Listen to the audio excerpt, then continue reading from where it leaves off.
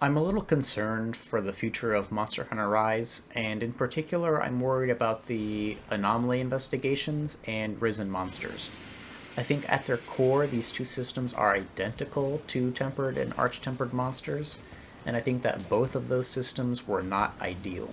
It feels like an artificial form of difficulty. Now, I like fighting more powerful monsters, and for the most part, I like the afflicted monsters. My concern is with the investigation level increases. How much more can they increase the health and damage of the monsters before it gets to be too much? I genuinely don't know the answer to that kind of question, right? Also, what kind of skills are they going to give us to be able to deal with these afflicted monsters? And how long are the hunts going to be with the increased health of the monsters? Are we going to need Speary Birds? Are those going to be required in higher level anomaly investigations? There are a lot of questions I have, and I am worried about what the answers will be.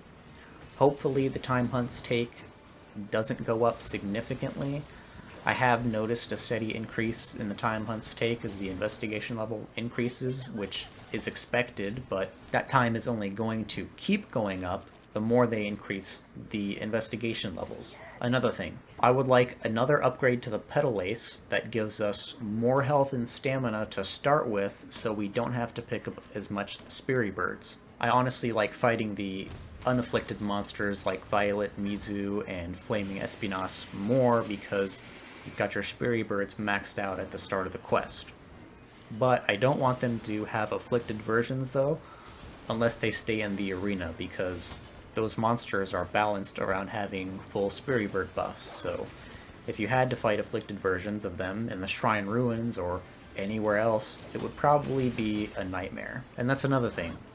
How are they going to balance the anomaly investigations? Are they going to balance them for 0 Speary Birds collected, or are they going to balance compared to having max Speary Bird buffs? Because that kind of a balancing thing really matters. If you have majority of the people who don't want to bother collecting the Speary Birds, like me, right? I don't want to go around the map collecting the Speary Birds. It's so incredibly boring, and there's an easy, simple solution that could actually make it somewhat enjoyable. All they have to do is just put all of the Speary Birds in the same path as the Great Wire Bugs, and then that's it. So people use the Great Wire Bugs like 2 times, and they've got max Speary Birds, and then they don't have to worry about it anymore. You just go fight the monster. But anyway, that's pretty much all I'm concerned about.